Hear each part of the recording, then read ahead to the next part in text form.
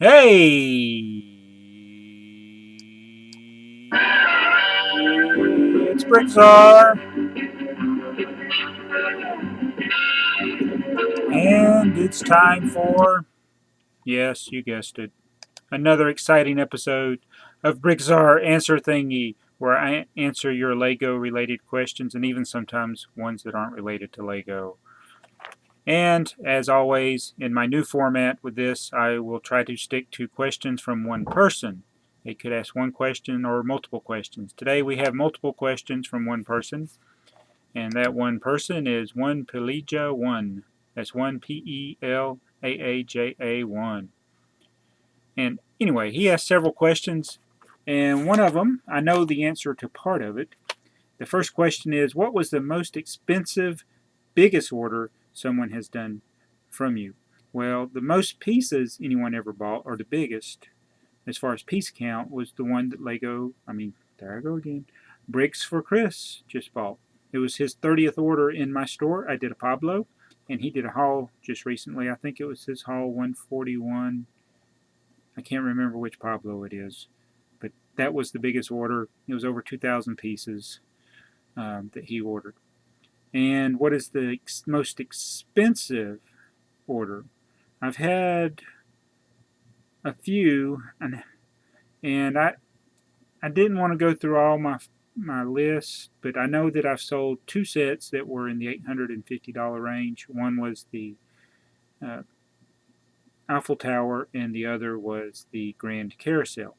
I've also shipped some rather large orders overseas to Switzerland.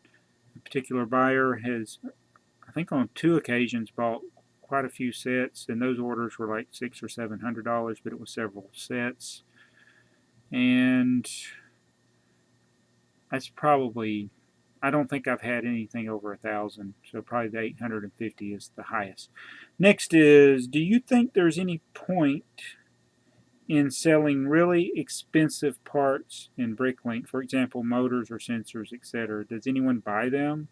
Do they make any profit as you can buy them in Lego Shop at Home? Yes, yes, yes, yes. There is a market for selling really expensive parts on Bricklink. Now, you may be thinking, well, the battery box uh, is an item that Lego sells. How can you possibly get it and sell it and make a profit? There are ways of doing that. Now, certain things like the rechargeable battery box, that's a little harder to do.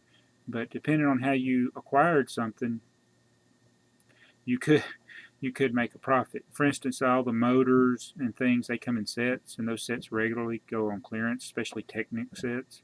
So yes, you can definitely part out a set. It does not have to be even on clearance sometimes, but you can make a profit, and that's why you see people selling them.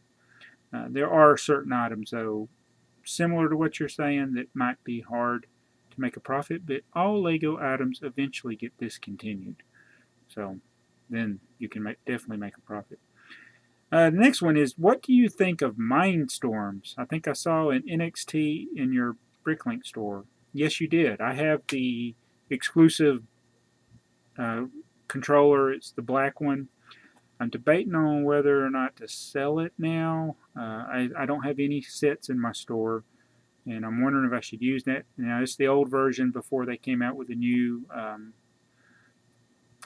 I can't even think, the new Mindstorm EV3. So I got that. It's kind of an exclusive one, but it's basically you're paying more for a different color computer. So I like Mindstorms.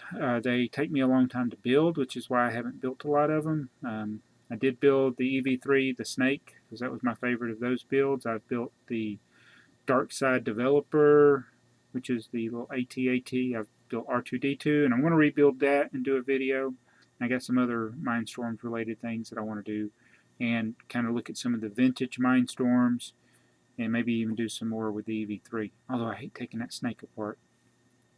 All right, next question. Is there any train related part you would want Lego to produce?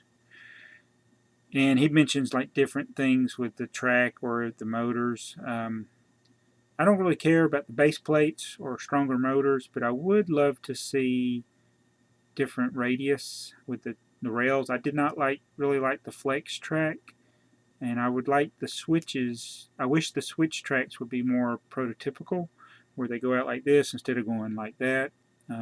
Just if they just had a switch track that just went like that, like a real train track. And I don't care about the remote control. I mean, they have done that actually in the 12 volt. They had remote control switch tracks, so he asked that in there, but that has been done.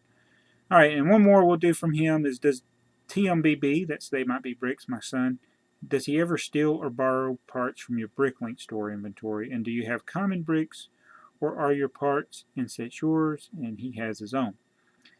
He never gets stuff out of the store. Now, sometimes if he needs something and he asks me, I will go get it and take it out of my inventory for him.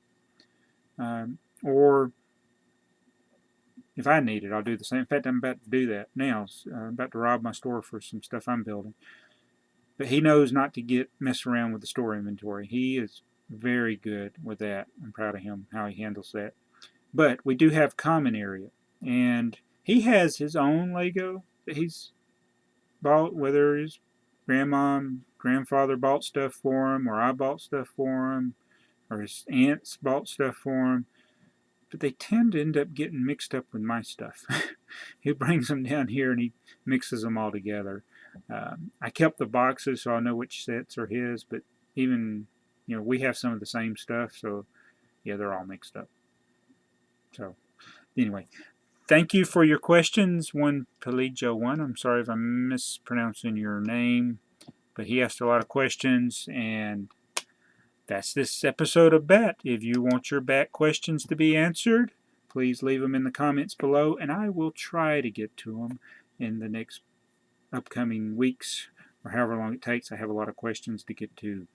Thank you for your questions, and I enjoy doing this segment. Hope you like the answers, and we'll catch you in the next video. This is brickTsar.